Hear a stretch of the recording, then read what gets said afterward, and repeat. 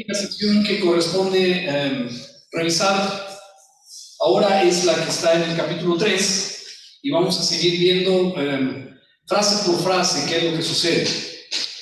Sin embargo, quiero enlazar la historia, una historia que todos conocemos, que corresponde a esta figura que está aquí en la pantalla, donde hay un hombre con ropas de desierto, está derribado en tierra y está cegado por una luz poderosa. ¿Ya saben de quién se trata? Este es un instrumento escogido y es un instrumento escogido para ministrar a los gentiles. Así es como se llama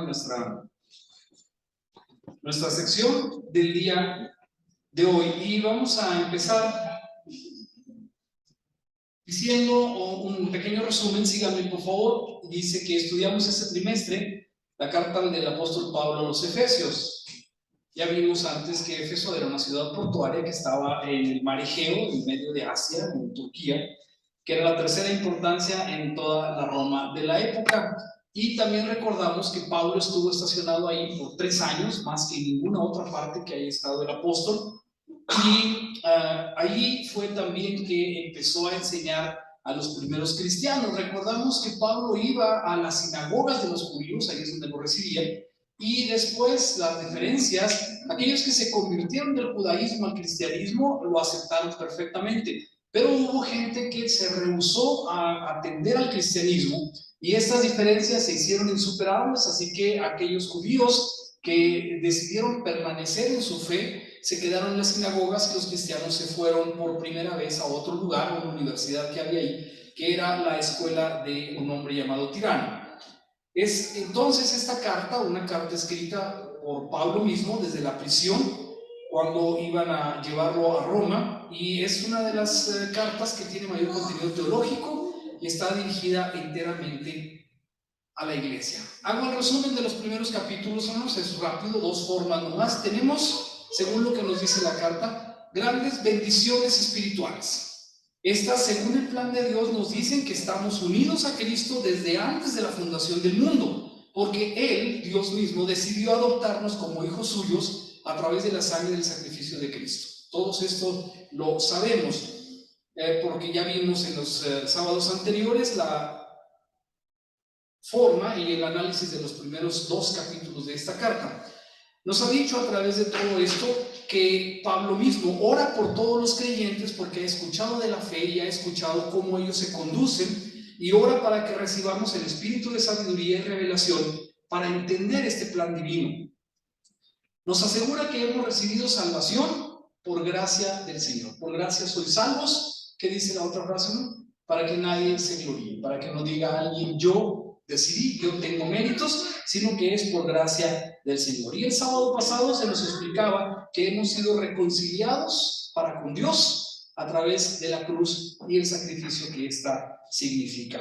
Afirma entonces al último de este capítulo 2 que los gentiles ya no somos extranjeros, sino ciudadanos del pueblo y miembros de la familia de Dios. Hermanos, esto es el Evangelio. Si alguien no leyera otra cosa, si alguien quisiera conocer por qué nos reunimos, si alguien quisiera conocer por qué las iglesias hablan de todo esto, entonces sería suficiente con que leyera esto. Hace unos días platiqué con un joven que fue educado como cristiano, pero que ahora a sus 37 años, yo creo, él dice ser ateo. Él dice que no entiende nada de esto. Y uno de sus argumentos es que no puede concebir que un hombre sea considerado una divinidad. Y entonces él afirma que Jesús fue un hombre, que fue un profeta, pero que solamente hasta ahí. Pero la carta de los Efesios, hermanos, nos dice directamente cuál es el plan de Dios. Este es un misterio que no todos, hermanos, podemos entender. Así que yo quiero que usted le dé gracias a Dios en su corazón si lo entiende, si le queda cómodo. Porque hay mucha gente, como dice la propia Biblia, las cosas de la cruz a mucha gente le son locura. Dicen, ¿cómo puede ser posible lo que me estás diciendo? ¿Cómo puedes, decían los detractores del cristianismo hace un par de siglos, creer en un Dios que muere? ¿Cómo puedes creer en un Dios que es débil? ¿Cómo puedes creer en esto? Estás equivocado. Y la gente argumenta con base en los criterios humanos, en los criterios de este siglo, y rechazan esto que es realmente un plan magnífico de parte de Dios. Si Pablo no hubiera escrito esta carta, hermanos, no sería más fácil entender el Evangelio. ¿Me dicen amén? Porque nos está diciendo como a niños pequeños el plan de Dios directamente. Pero es una teología tan profunda, hermanos, que podemos perdernos en ella si no la leemos con atención. Pablo recibió esta revelación y la manejaba perfectamente. Dios, hermanos, reveló también a Pedro este plan y reveló también a los apóstoles. Y antes, en el Antiguo Testamento, muchos otros recibieron revelación. Pero no era tan fácil de entender. Cuando Pablo recibe la revelación y la escribe en esta forma, nos la entrega, hermanos, prácticamente como cuando su mamá cortaba aquella comida para dársela directamente en la boca. ¿Me explico lo que quiero decir? Está prácticamente a modo para que todos nosotros, teniendo el Espíritu de Dios, entendamos lo que Dios quiere que entendamos en esta carta. ¿Me dicen amén? Así que nos dice también, hermanos, que los profetas, los antiguos, anhelaban conocer esta verdad, porque ellos hablaban de algo que iba a venir en el futuro. Isaías, por ejemplo, escribió aquella de que no tiene en hermosura y no tiene ninguna cosa para que le deseemos, ¿sí? 700 años del nacimiento de Jesús. Imagínense ustedes, es como si ahorita estuviéramos hablando de llegar al 2720. ¿Qué cosas habría en ese tiempo? En un futuro tan lejano. Isaías, hermanos, deseaba conocer de qué estaba hablando él mismo, porque no sabía. Era una revelación que venía de parte de Dios, pero él no sabía con claridad de qué estaba hablando. Y así escribió muchas cosas relacionadas con el Cordero de Dios, pero que nunca alcanzó a ver. Así que Pablo nos está diciendo a mí que en otro tiempo los profetas anhelaron conocer, querían saber cuándo este misterio iba a ser revelado. Y ellos no sabían, como tampoco los discípulos en ese momento, que estaba reservado para cuando Jesús cumpliera su sacrificio en la cruz. ¿Me dicen amén? Amén. En ese momento, hermanos, ellos entendieron cosas que Jesús les había dicho de sí mismo, como aquella que mencionamos de derribar este templo y en 3 días lo edificaré. No lo entendieron entonces, pero cuando Jesús había muerto, la revelación se presenta y ellos entendieron lo que Jesús había dicho. No se refería al templo físico, sino se refería al propio templo de su cuerpo. Por esta carta, ¿sí? O por esta razón, dice Pablo en la inicio de esta sección: yo, Pablo, prisionero de Cristo Jesús por vosotros los gentiles, ¿sí? Si es que habéis oído, ponga atención a lo que Pablo escribe. Si es que habéis oído de la administración de la gracia de Dios que me fue dada para con vosotros, ¿sí? Que por revelación me fue declarado el misterio, como antes lo he escrito brevemente, leyendo lo cual podéis entender cuál sea mi conocimiento en el misterio de Cristo. Hace muchos años, hermanos, cuando yo estaba en Chihuahua, que era joven, tenía como unos 16 años, yo creo, fue cuando, no habiendo aquí una preparatoria que le gustara a mis padres, fuimos a dar a Chihuahua para tener facilidad para entrar a la universidad. Y yo veo a mi hijo que tiene ahora 15, y ustedes lo sabrán también si tienen hijos de esa edad, y admiro el valor de mis padres y conozco cómo debieron haber batallado para permitir que su hijo, ¿sí? En este caso yo, y mi hermana, apenas un año mayor, tuviéramos que irnos a otra ciudad. Siento yo esta angustia, pienso que mis padres batallaron con eso, pero pensaron que era lo mejor, así que nos mandaron a Chihuahua. No la pasé muy bien, batallaba mucho para quedarme allá. Y una de las cosas que me ayudó, aparte de encontrarme en un equipo de fútbol americano, fue que cerca de donde estuve internado, había una tienda que en ese tiempo se llamaba Futurama, voy al súper, y vendían en alguna sección de esta tienda discos, muchos de esos de vinilo grandes, de cassettes y otras cosas, pero había una sección atrás de ella que era de libros. Así que, hermanos, yo me salía del lugar donde estaba resguardado y me iba a ese lugar y leía libros, de toda clase de libros. Y la persona que cuidaba ahí, ponía el letrerito que decía, por favor, no ojee las revistas ni lea los libros aquí. Pero yo creo que le caí bien por alguna razón. Así que me dejaba estar ahí en un lado y leí varios libros distintos de diferentes temas. Uno de ellos se llamaba Pablo, el hombre que inventó a Jesucristo. Así se llama. No lo he buscado si está por ahí en algún lugar, pero ese era lo ojé con curiosidad, con un poco de temor, porque dije, a lo mejor va a acabar con mi fe. Pero decía Pablo, el hombre que inventó a Jesucristo. Y mucha gente piensa, hermanos, que una cosa es el cristianismo de Pablo y otra cosa es la fe que tenían los judíos en el Antiguo Testamento.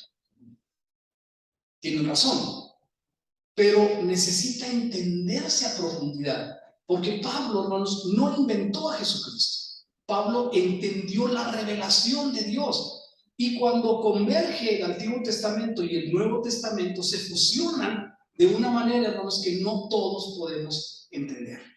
¿Me dicen amén? Vamos a revisar esto porque Pablo les dice, si ustedes conocen mi testimonio, si ustedes entienden lo que pasó conmigo, entonces pueden entender por qué manejo este conocimiento. Síganme, hermanos, porque vamos a ver el testimonio de Pablo. Todos ustedes lo conocen, pero quiero repasarlo. No vamos a leer todo, vamos a repasar una parte.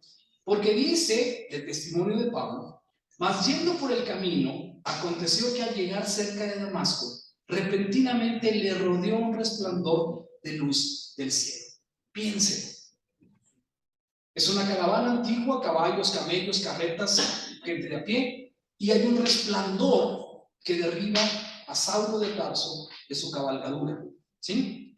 Todos podemos y hemos oído esto. Cayendo en tierra, oyó una voz que le decía: Saulo, Saulo, ¿por qué me persigues? Esto está registrado en Hechos 9, 3, 4. Vean las cosas interesantes, porque los hombres que iban con Saulo se pararon atónitos, oyeron la voz, pero no veían a nadie. Esto ya de por sí es un hecho sorprendente, porque ellos que van testificando dicen: sí oímos la voz, pero no vemos a nadie. Y Pablo, hermanos, quedó rodeado en esta luz. Y cuando estuvo rodeado en esta luz, hermanos, no sabemos cuánto tiempo pasó. Quiero que haga un ejercicio conmigo. Todos hemos oído acerca de la teoría de la relatividad, ¿sí? Que es relativo. Una de estas cosas dice que, por ejemplo, si un astronauta viaja en el espacio durante suficiente tiempo y regresa a su planeta, la Tierra habrá envejecido muchos años más que aquel hombre que fue y regresa en su misma edad. ¿Me explico? El tiempo es relativo, hermanos. Quiero que piense conmigo que el tiempo que pasó Pablo bajo esa luz, en medio de esa luz, es relativo. ¿Sí? No sabemos cuánto tiempo pasó Pablo ahí dentro. Los hombres que estaban afuera lo veían, pero no veían a nadie más. No sabían qué estaba pasando. Más adelante Pablo va a revelar que Jesús le instruyó y le reveló un plan completo. No fue como si se le hubiera inyectado o si le hubiera puesto un chip o de alguna manera le hubiera activado en el cerebro algo para una revelación como un chispazo. No, hermanos. Jesús mismo habló con Saulo y le reveló el plan de Dios. Díganme. Amén. Cuando pasó el tiempo suficiente, quizás es poco, pero yo insisto en que es mucho relativo. No se podía levantar, no veía a nadie y le ayudaron para llegar a algún lugar. Voy a brincar hasta donde sucede, pónganlo. Había entonces en Damasco, hacia allá iba Pablo, un discípulo llamado Ananías, a quien el Señor le dijo en visión: Ananías. Y él respondió: heme aquí, Señor. Y el Señor le dijo: ve, levántate y ve a la calle que se llama a la derecha, y busca en casa de Judas a uno llamado Saulo de Tarso, porque, léanlo, ve aquí qué está haciendo Saulo, hermanos. Ora. El perseguidor de la iglesia, el que odiaba esta corriente, el que conocía de Dios pero lo veía como algo lejano, el que jamás le había dicho Padre a Dios. ¿Quién nos enseñó a decirle Padre a Dios, hermanos? Jesús. Vosotros pues oraréis así: Padre nuestro que estás en... Antes de eso le llamaban Jehová de los ejércitos, le llamaban el Altísimo, el Santísimo, le llamaban de muchas formas, menos Padre, y menos todavía Abba, Padre. Alguien dígame qué significa Abba. Papá o papi. Así como le dice su hijo a usted, papá, así debemos llamar a Dios. Así que este hombre que no estaba de acuerdo con eso, ¿qué estaba haciendo, hermanos? Estaba orando. No veía, había pasado por esa experiencia. Y entonces, hermanos, dice que en su oración, Saulo ha visto a un varón llamado Ananías, que entra y le pone las manos encima. ¿Para qué, hermanos? Para que recobre la vista, porque había quedado ciego. Entonces él está orando. Imagínense lo que es no poder ver de repente, haber tenido esa experiencia, pero no poder recuperar la vista. Así que dice, ve y haz esto. Entonces Ananías respondió, Señor, he oído de muchos acerca de este hombre, cuántos males ha hecho a tus santos en Jerusalén. En alguna Biblia, hermanos, de traducción libre, viene una nota del traductor. Dice, el miedo no anda en burro. ¿Sabe por qué? Esa Biblia es esparza plata, no es una Biblia autorizada, no me hagan ningún caso. Ananías dice, Señor, si voy, pero si es el Saulo que me estás diciendo, me estás enviando, hace cuenta que me estás diciendo que vaya con el Chapo Guzmán, no puedo. Es peligroso, es que este hombre apresa y lleva delante de Sanedrín a toda la gente y consienten que mueran. Entonces Ananías le dice, Señor, ¿estás seguro de lo que me estás pidiendo? Y entonces dice, sé que ha hecho mucho mal por lo que mucha gente dice a tus santos en Jerusalén.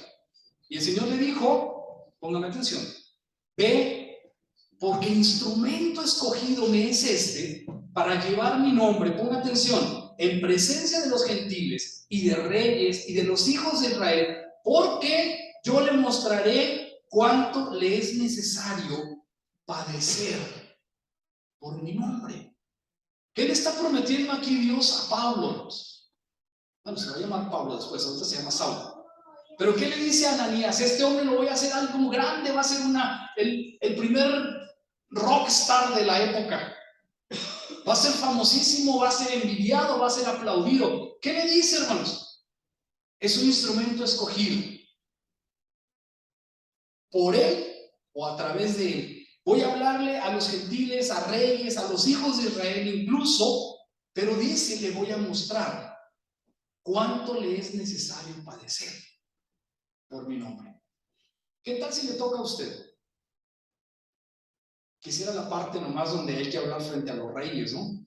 Quizá la parte donde vas a ser famoso, donde todo está bien. Pero la promesa de Dios no es que va a ser sobresaliente, sino que le va a mostrar cuánto le es necesario padecer por su nombre. Y al momento cayeron de los ojos como escamas. No sabemos si eran escamas, pero algo se le cayó de los ojos como escamas y recibió al instante la vista y levantándose, ¿qué fue lo primero que hizo? Bautizarse. ¿Cuál era la costumbre? Bautizarse en el nombre de Jesús. Así que aquel hombre fariseo, aquel hombre príncipe de los sacerdotes, aquel hombre educado a los pies de Gamaliel, recibe el nombre del Señor Jesucristo en el bautismo. Se le caen unas escamas. Eso me llama siempre mucho la atención. Yo pienso y me sorprende que quizás la luz era tan fuerte que hubiera dañado sus ojos, o quizás la presencia de Dios, como dicen algunas partes de la Biblia, lo impedía. Quizás a la usanza de Moisés, que fue cubierto por la mano de Dios y vio la espalda de Dios solamente. Quizás Pablo no podía ver aquella figura que estaba delante de él y Dios le protegió con estas escamas para que no viera. Me sorprende mucho esto. Cuando Ananías oró por él, se le cayeron las escamas y entonces él pudo ver. Pero hermanos, me sorprende más lo que continúa, porque dice que se bautizó y habiendo tomado alimento, recuerden que dice que 3 días no había tomado alimento, recobró fuerzas y estuvo Saulo por algunos días con los discípulos que estaban en Damasco. Pero vean lo sorprendente que sucede a continuación, porque en el siguiente renglón dice que enseguida, léanlo conmigo,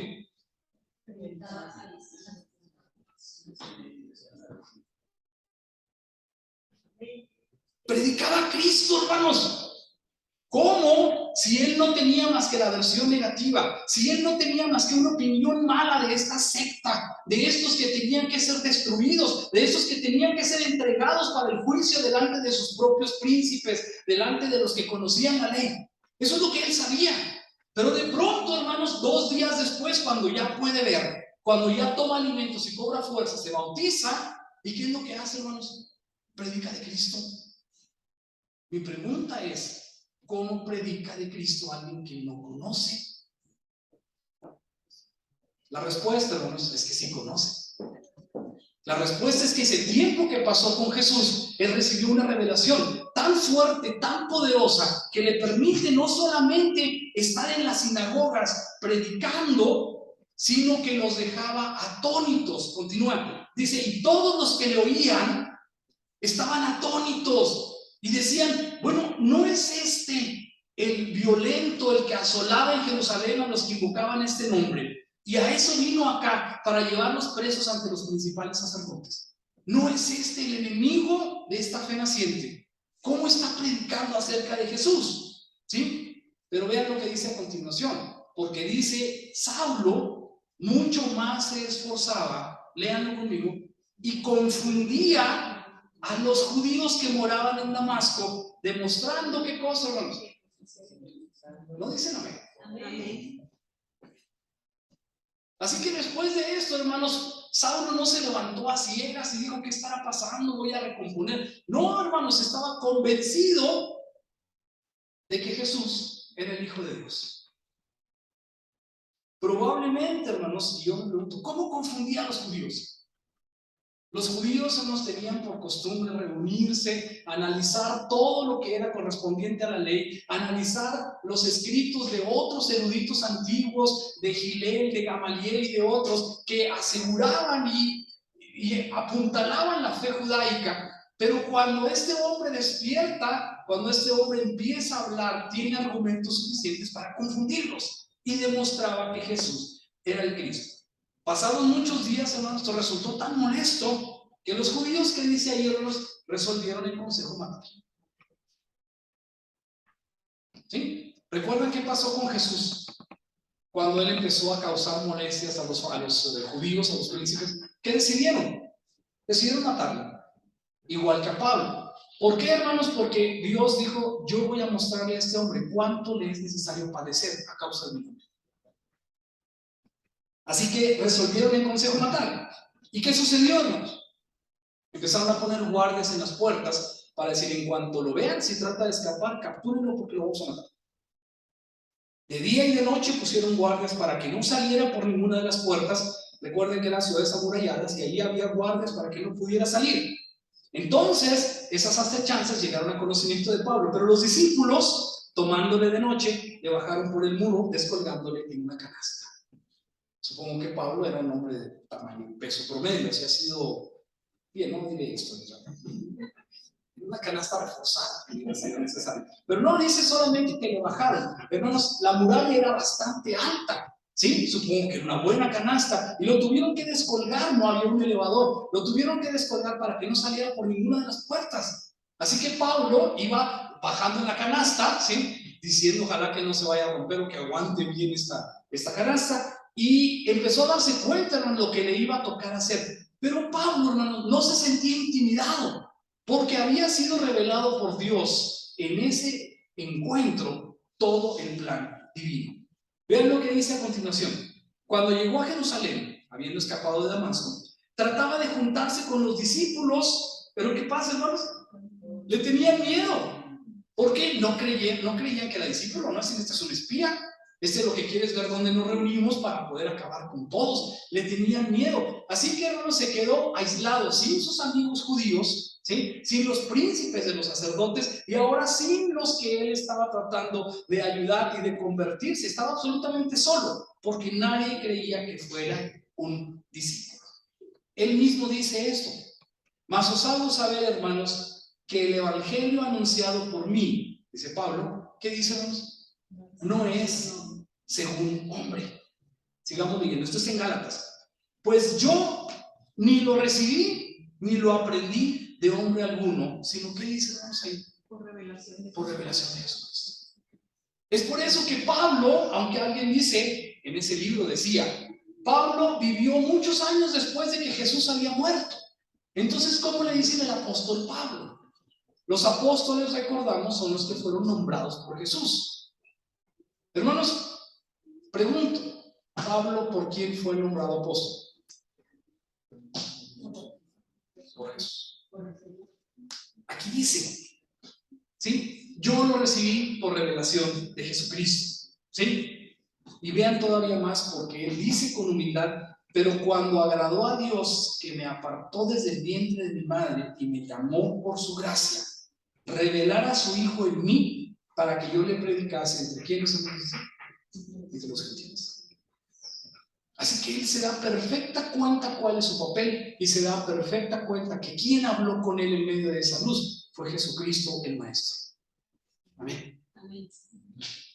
Esta es la respuesta a lo que él escribió, leyendo de lo cual van a entender ustedes por qué yo tengo el conocimiento del plan de Dios que tengo. Así que, si volvemos al texto, él está diciendo, y al último de todos, cuando habla acerca de los apóstoles, dice, apareció a los 12 y luego apareció como a 500 hermanos y luego apareció a mucha otra gente dando testimonio de Jesús. Y luego dice, y al último de todos, como a un abortivo, me apareció a mí, dice Pablo. Porque yo soy el más pequeño de los apóstoles, que no soy digno de ser llamado apóstol. ¿Por qué, hermanos? Porque perseguí a la iglesia. Ese era el sentir de Pablo. Eso, hermanos, es humildad. ¿Sí? Yo recibí esta visita directamente de Jesús, pero yo ni siquiera debería ser llamado apóstol porque perseguí a la iglesia de Dios. Pero por la gracia de Dios, no por lo que yo soy, por la gracia de Dios soy lo que soy. Y su gracia no ha sido en vano para conmigo. Antes he trabajado más que todos ellos, que todos los apóstoles, pero no yo, sino la gracia de Dios que está conmigo. Vamos a volver a eso más adelante. Esto está escrito en 1 Corintios 15, 8 al 10. Así que dijo en la primera parte, yo soy prisionero por causa de vosotros los gentiles. No es que los esté responsabilizando, pero sí está prisionero por causa de los gentiles, porque él quería llevar el evangelio a todos aquellos lugares, y cuando se emproblemó, lo salvó el ser ciudadano de Tarso, una ciudad cerca de la provincia de Sicilia, donde él por ciudadanía era romano. Recuerden que lo querían matar, pero cuando él dijo yo soy romano, lo quisieron transportar hasta Roma para que lo enjuiciara el César, y ahí estaba prisionero, y ahí fue donde Dios le dio la oportunidad de, bien a salvo, ¿sí? Podía escribir las cartas que escribió. Vean si no es plan de Dios, me dicen amén. Amén. Así que entonces dice, administración de gracia de Dios para vosotros, para ustedes los gentiles. Dios me administró, Dios me dio que diera esta gracia para con ustedes, ¿sí? Dios le reveló el misterio. Conocía más que otros acerca de Cristo porque lo había recibido directamente de Jesús, y se ganó el nombre de apóstol de los gentiles, instrumento escogido por Dios, según leímos, desde el vientre de su madre. Díganme amén, porque Dios está en medio de los acontecimientos que marcan el destino de los creyentes. Cuando volvemos al texto, él dice, este misterio que en otras generaciones no se dio a conocer a los hijos de los hombres, ahora es revelado a sus santos apóstoles y profetas por el Espíritu. Muchos quisieron conocerlo, pero no se les había revelado sino hasta ahora, dice Pablo. Y vean la revelación, pongan mucha atención, porque esto es la esencia del evangelio.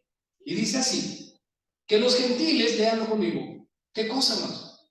Son coherederos, detengámonos ahí. ¿Qué quiere decir coherederos? Que son también herederos.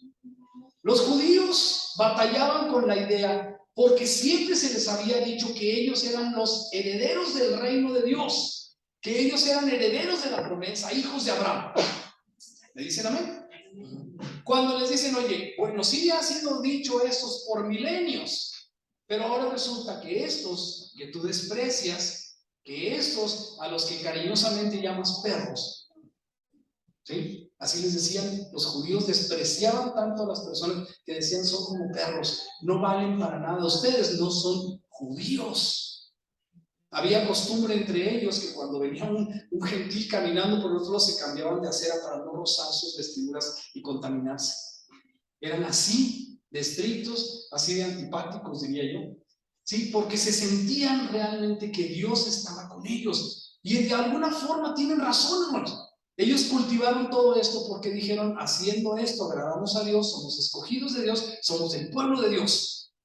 Tenían parte de razón, pero el enfoque estaba mal. Cuando Jesús vino, corrigió el enfoque y aparte, hermanos, nos abrió la puerta a todos los demás miembros del resto de la humanidad. ¿Decimos amén? Amén. Y dice aquí Pablo, este es el misterio, que todos los gentiles también somos coherederos, y vean lo que dice a continuación, miembros del mismo cuerpo de Cristo. Es un misterio, hermanos. Si usted lo entiende con claridad, dele gracias a Dios otra vez, porque no todo el mundo entiende. Y además dice, copartícipes de la promesa en Cristo Jesús por medio del Evangelio. ¿Qué tres cosas tenemos aquí, hermanos? Coherederos con Cristo, miembros del cuerpo de Cristo y copartícipes de la promesa de Cristo. Como dirían alguien, ¿quiere usted algo más? Está escrito lo que Pablo está diciendo con toda claridad. ¿Qué más podemos decir? Dice Pablo, del cual yo fui hecho ministro por el don de la gracia de Dios que me ha dado según la operación de su poder. El mismo poder que resucitó a Jesús, el mismo poder que hizo todo este plan magnífico, es el que ha dado la operación para darle la gracia a Pablo de que predique a los gentiles. A mí, dice Pablo todavía con modestia, que soy menos que el más pequeño de todos los santos, me fue dada esta gracia de anunciar entre los gentiles el evangelio de las inescrutables riquezas de Cristo. ¿Sí? Santo no tiene la connotación de personas sin pecado, bueno, ya lo saben ustedes, apartados. Todos nosotros, usted también, les puede llamarse santo de Dios. ¿Puede o no puede? Sí. ¿Sí? No estoy preguntando si usted se considera que es sin pecado. Estoy preguntando si usted considera que Dios quiere apartarlo. ¿Sí? Que no quiere que usted sea hijo de ira, que no quiere que sea hijo de desobediencia, que no quiere que esté condenado, sino que pase de muerte a vida. Dígame amén. Entonces somos parte de los santos de Dios. Dice Pablo, yo soy el más pequeño de todos los santos, pero me fue dada esta gracia de anunciar entre los gentiles el evangelio de las inescrutables riquezas. Un predicador del siglo pasado, Spurgeon se apellidaba Charles, ¿no? Escribió, me atrevo a decir que las riquezas de la gracia de mi maestro son tan inescrutables que se deleita, atención, que se deleita en perdonar y olvidar los pecados más enormes. Cuanto mayor es el pecado, más es la gloria de su gracia. Si estás demasiado endeudado, Él es lo suficientemente rico como para pagar tus obligaciones. Si estás a las mismas puertas del infierno, Él puede arrancarte de las fauces de la destrucción. ¿Interesante? ¿Sí? Entre más grande es el pecado, hermanos, uno se siente más miserable, se siente más lejos de Dios. Pero esa voz no es del Señor. ¿Sabe de quién es? Es Satanás. Esa voz que te dice, no, tú no te lo mereces. Se me hace a mí que Dios no murió por ti. No tienes por qué tener esa fe, no tienes que tener esa confianza. Esa voz, hermano, no es de Dios. Porque la voz de Dios nos dice, venid los que estéis trabajados y cargados y yo los haré descansar. Dice, venid, ¿sí? Y recibiréis, si vuestros pecados fueren como la grana, serán como blanca nieve. Y si fueren rojos como el carmesí, vendrán a ser como blanca lana. Entre más grande el pecado, ¿no? Usted no tiene que alejarse, sino tiene que acercarse más a Dios. ¿Me dicen amén? Amén. Esa es la gracia de Dios. Y no la da de balde, no la da gratis. Es solamente cuestión de acercarse. Esta es la magnífica gracia de Dios. Son inescrutables las riquezas que hemos de recibir como herencia, porque somos copartícipes y somos coherederos juntamente con Cristo. Dígame amén. Amén. Así que entonces, dice Pablo, a ver, vamos a revisar, porque le criticaban. Son ministros de Cristo, y lo dice como si fuera loco, hablo, yo más. Él dice es el más pequeño de todos. En trabajos más abundante, o sea, trabajo más que todos, dice, ¿sí? En azotes sin número, en cárceles más, en peligro de muerte muchas veces. Ponga atención. De los judíos, dice, 5 veces he recibido 40 azotes menos uno. Todos sabemos qué significa, ¿verdad? Cuando condenaban a alguien a darle azotes con vara o con cuerda o con látigo, ¿sí? Le condenaban a 40 azotes, pero si no gritaba, le daban nomás 39. ¿Sí? Entonces 40 azotes, pero si no gritas te damos 39 porque somos muy misericordiosos. ¿Cuántas veces azotaron a Pablo, hermanos? 5 veces. Dios le había dicho que le iba a mostrar cuánto iba a sufrir por él. De los judíos dice 5 veces he recibido 40 azotes menos uno.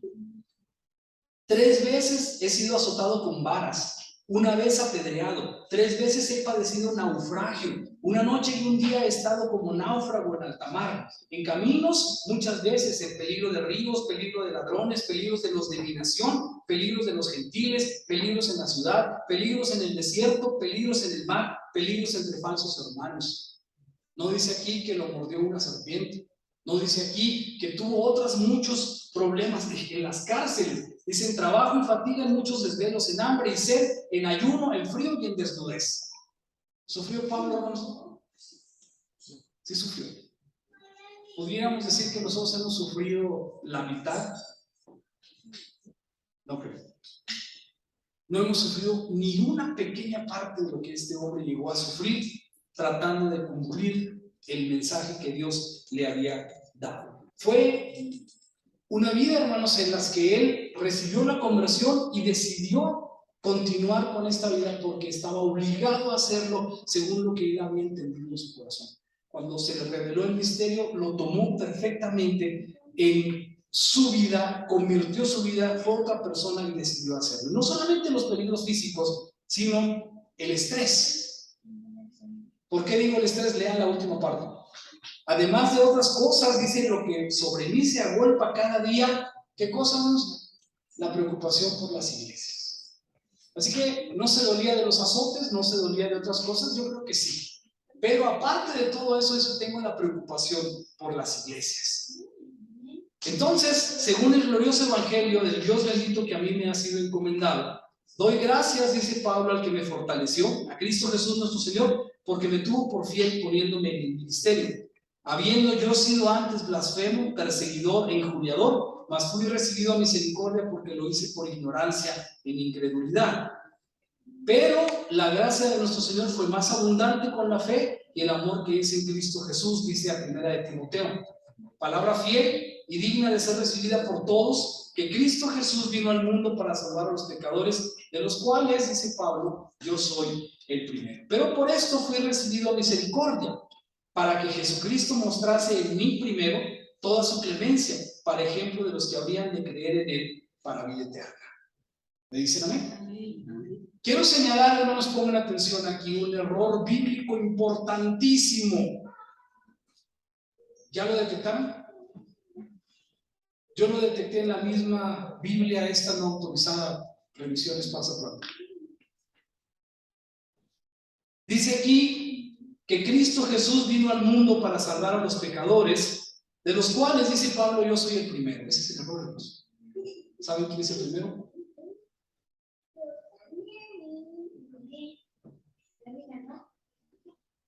En esta versión, hermanos, tendríamos que poner un guión para que usted ponga su nombre también.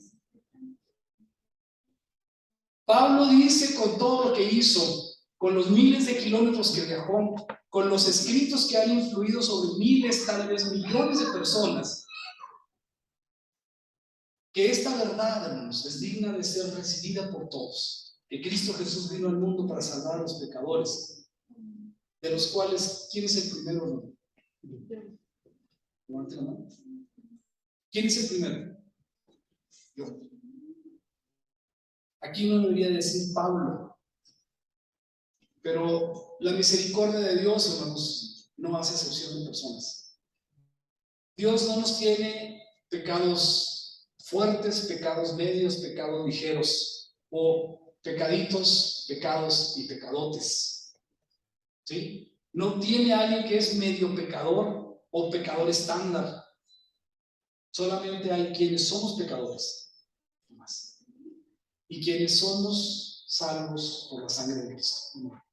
¿Y qué lado está usted? Somos pecadores, no por obras para que nadie se gloríe. Somos salvos por la gracia y la misericordia de Dios. Díganme amén. Amén.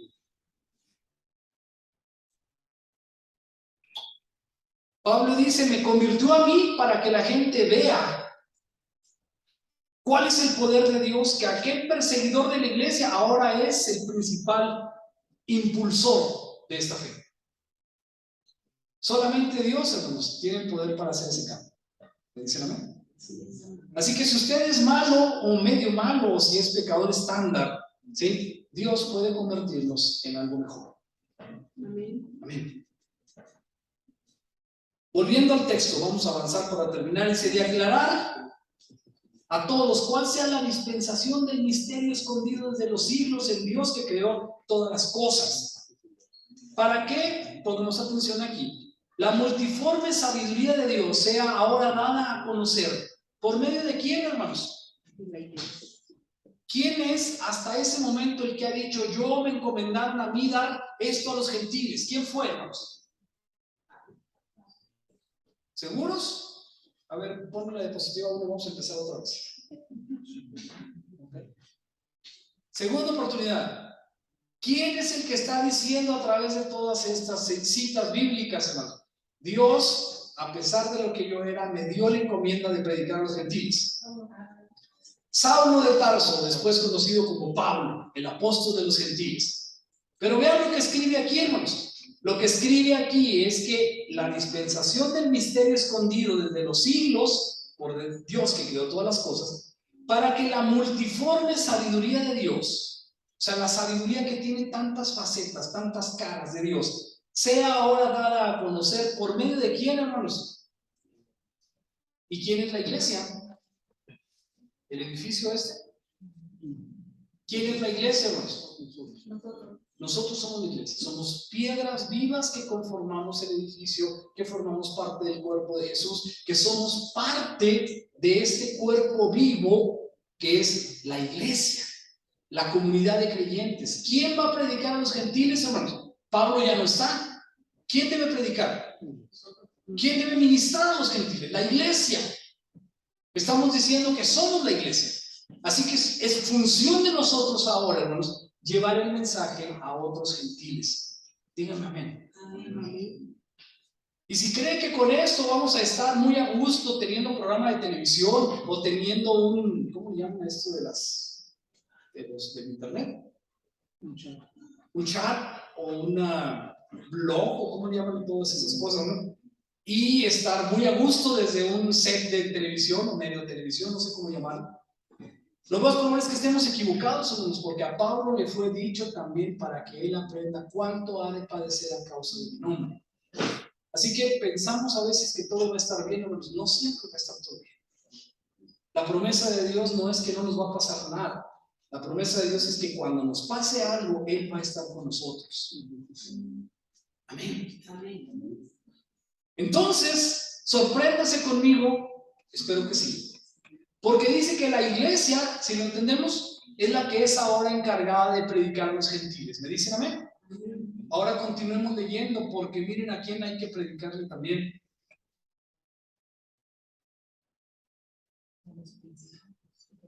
A los principados y potestades. ¿En dónde, hermanos? A ver, ¿quién levanta la mano? Sí, sí. A los principados y potestades en los lugares celestiales. ¿Qué quiere decir Pablo con esto, hermano?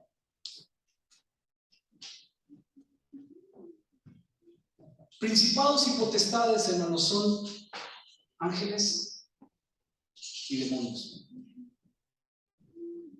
¿Cómo le vamos a predicar a los ángeles y a los demonios? ¿Cómo vamos a ministrar? ¿Qué es lo que tenemos que hacer? ¿Se ve usted predicando delante de los ángeles? ¿Se ve usted dando testimonio frente a los demonios? ¿Recuerdan aquel episodio donde hablan a un endemoniado y dicen, te conjuro en el nombre de Pablo, ¿sí? En el Dios que Pablo predica? El demonio los ve, me imagino que con una mirada horrible, y les dice, yo conozco a Jesús, yo sé quién es Pablo, pero ¿tú quién eres? Y dice la Biblia que saltando sobre ellos podía más que ellos, y no lo dice así, pero la versión espalda parece que les puso una tranquiza. ¿Sí? Horroroso de ser esto, porque es un poder superior y ellos no sabían lo que estaban haciendo. Aquí dice, hermanos, que la iglesia predica o que da a conocer a los principados y potestades en los lugares celestiales. ¿Sabe cómo es esto, hermano? Lo que es sorprendente, hermanos, es que los ángeles contemplan la obra de Dios sobre la tierra. Y la Biblia dice, hermanos, que somos hechura suya y somos obra de Dios. Así que ¿a quién están viendo los ángeles, hermanos? Están viendo el poder de Dios para levantarnos de donde estábamos, hermanos, a donde Él quiere ponernos. Amén. ¿Me dicen amén? Así que la Biblia dice que los ángeles, hermanos, contemplan asombrados el poder de Dios. No el poder de nosotros, sino el poder de Dios, que tiene capacidad para transformar, porque Él dice, no elige a lo más bajo, digo, a lo más alto, sino elige a lo más bajo para avergonzar a lo que es más alto. ¿Qué es poder? Es poder de Dios. Los ángeles lo ven y dicen, Dios es Dios, Dios es grande, y dan alabanza a Dios, digan amén. Y cantan a su nombre porque dicen, ¿cómo puede levantar a estas criaturas como somos nosotros y ponerlas en un lugar más alto? Y los demonios, hermanos, entienden a quién se están enfrentando. A un Dios poderoso que los puede derrotar si mantenemos la mano tomada de Dios. Así que entonces, hermanos, dice, conforme al propósito eterno que hizo en Cristo Jesús, nuestro Señor. Vean lo que dice para constatar lo que estamos diciendo. Tomé esta versión de la Nueva Traducción Viviente para que quede más claro. Se les dijo que los mensajes que habían recibido no eran para ellos, sino para ustedes. Y ahora esta buena noticia les fue anunciada a ustedes por medio de aquellos que la predicaron en el poder del Espíritu Santo enviado del cielo. Pongan atención. Todo es tan maravilloso. ¿Qué dice, hermanos? Que aún los ángeles observan con gran expectación cómo suceden estas cosas. Con asombro ven el poder de Dios en nuestras vidas. Ellos no tienen una libertad individual. Ellos ven lo que está sucediendo, quisieran como los profetas antiguos predicar, pero los ángeles no están llamados a predicar el evangelio. ¿Quiénes estamos llamados a nosotros? Los ángeles observan nuestras caídas, nuestras recaídas y observan nuestra intención de estar siempre delante de Dios. Hay que decir amén, hermanos, porque Dios nos permite que nosotros podamos servir de testimonio tanto a los principados y las potestades, ¿sí? Ángeles como demonios. Es profundo, es misterioso lo que estamos leyendo, sí, porque ese es el misterio revelado a Pablo directamente por Jesucristo.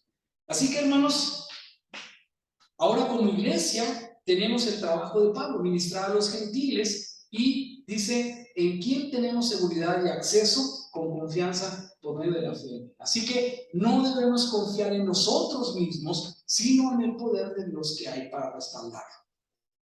Por lo cual, dice al último Pablo en esta sección, no desmayen a causa de mis tribulaciones por vosotros, porque estas son para gloria de todos nosotros. Hay que decir amén, hermanos.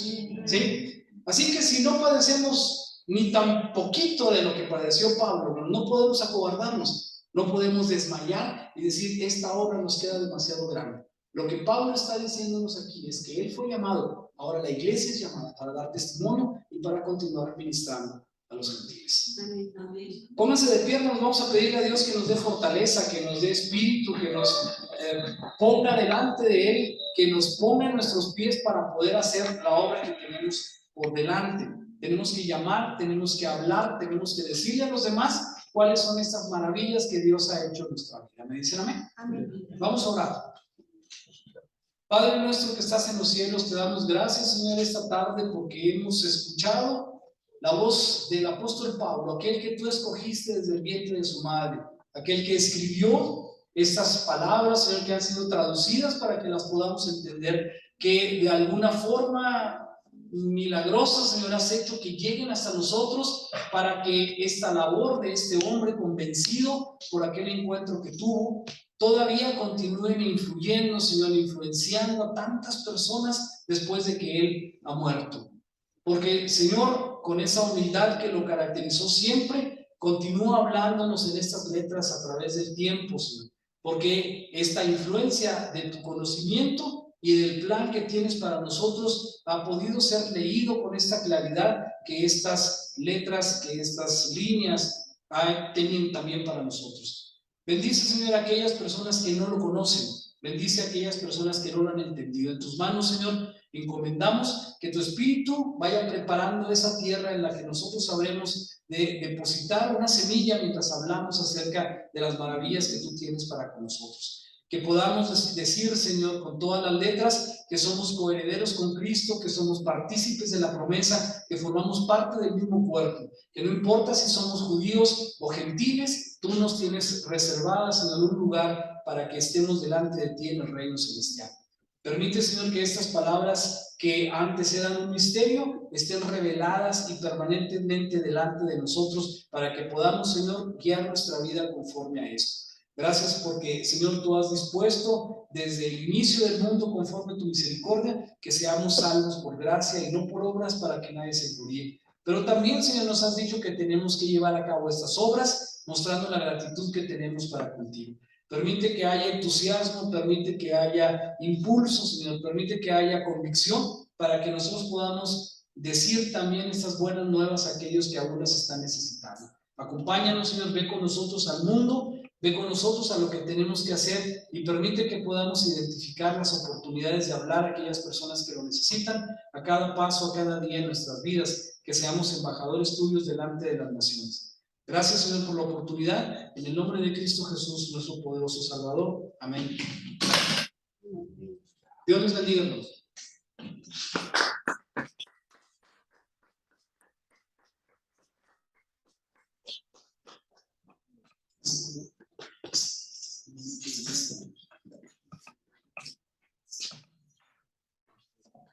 Está